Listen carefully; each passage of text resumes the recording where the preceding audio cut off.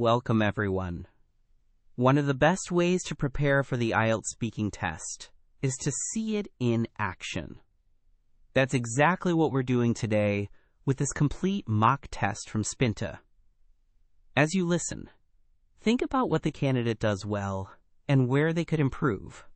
Afterwards, we'll compare notes with a full performance breakdown. Let's begin. Good morning. Can you tell me your full name, please? Good morning. My name is SofiaRamirez. I was born in Valencia, but now I live in Madrid, where I work as a graphic designer for a small studio. I moved here about 3 years ago to find better opportunities and to be closer to the clients we have in the capital. Thank you. Can I see your identification? Yes, here it is. Take your time. I keep my passport and ID always with me when I go to exams or interviews. It feels more organized that way. Let's start with work. Do you work or study? I currently work full-time as a graphic designer. My job involves designing brand materials and also some web layouts. I enjoy the creative side, but sometimes the deadlines are quite tight, which makes it a bit stressful, especially when several projects coincide at the same time. Right. Do you enjoy your job? Generally, I do. I like solving visual problems and collaborating with clients, though sometimes I wish I had more time for personal projects. I think if I would have more free time, I would explore illustration more seriously, because recently I've been wanting to develop a small portfolio of personal work. Now about your home. Where do you live at the moment? I live in a flat in a busy neighborhood in central Madrid. It is small but comfortable. There is a bright living room that I use as a workspace. The location is convenient for commuting, but it can be noisy in the evenings because of the bars nearby, so sometimes I go to a cafe to work when I need quiet. Do you plan to move house soon? Not in the immediate future. I am saving up though, because I would like a slightly larger place with a separate studio area. Also, I would prefer a quieter street. For now it suits me because of the proximity to work and friends, but I expect to move in a couple of years. Let's talk about hobbies. What do you do in your free time? In my free time I read a lot and I do sketching. I also enjoy cycling at weekends when the weather allows. Reading helps me to relax after work, and sketching improves my ideas for design. Sometimes I join group rides with colleagues, which is fun and healthy, though I am not an expert cyclist by any means. Why is reading important to you? Reading is a source of inspiration, and also a way to disconnect.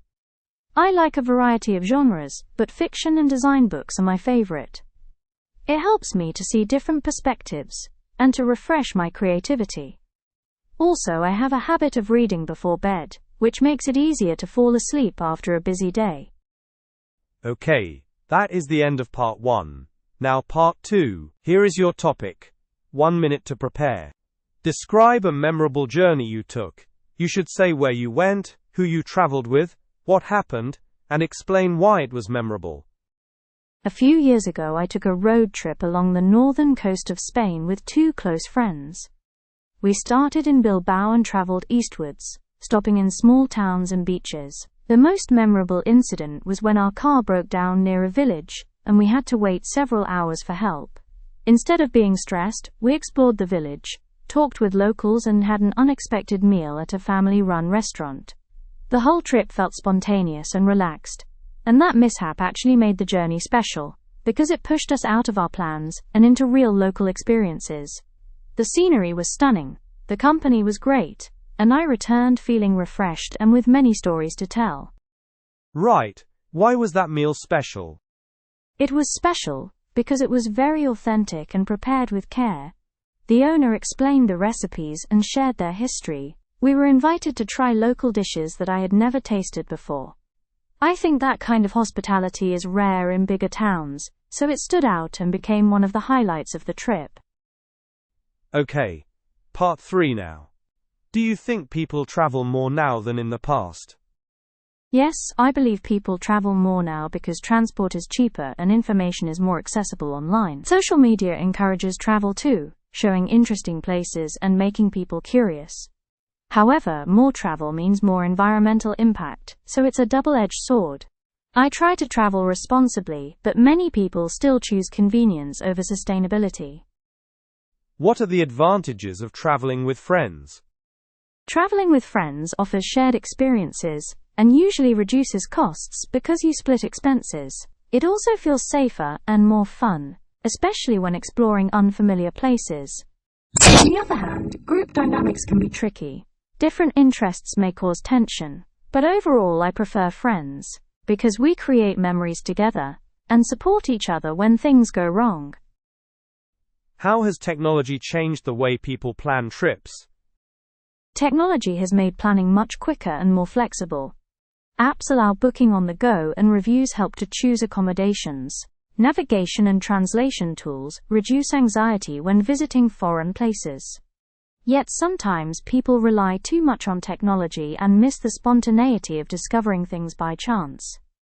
For me, a balance is best. I use apps for logistics but leave room for unexpected discoveries. Do you think governments should promote tourism? Yes, governments should promote tourism because it brings economic benefits and supports local businesses.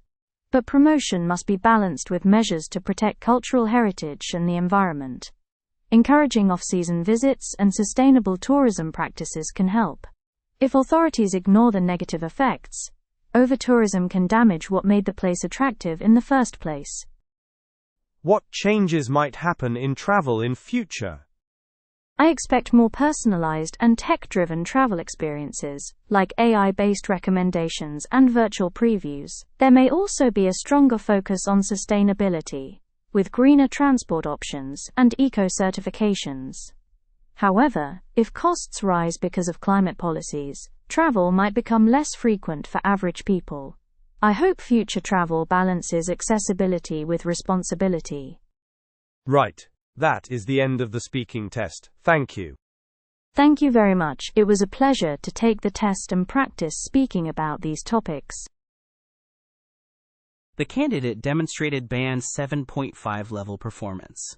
Notable grammatical errors included saying, "If I would have more free time, I would explore illustration more seriously when it should be.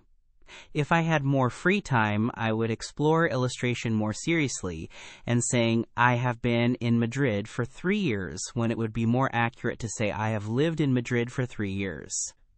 These errors occurred occasionally, mainly in complex conditional or perfect constructions, and they did not prevent understanding. Fluency was strong with a natural flow, though there were small hesitations and one self-correction where she said, to clarify a point. Vocabulary was wide and appropriate with words like spontaneous, hospitality, and over-tourism, though a few preposition choices were slightly off. Grammatically, sentence variety and complex structures were used effectively, but with intermittent slips in conditionals and perfect tenses. The Band 7.5 score is justified because communication was coherent and flexible. Lexical resource was broad, and pronunciation was clear, while the remaining mistakes in complex grammar prevented a higher band. To reach Band 8, the candidate should eliminate systematic conditional and perfect tense errors and maintain consistently precise prepositions. Thank you for practicing with this IELTS speaking mock test. Visit Spinta for more comprehensive mock tests and personalized feedback to boost your IELTS score.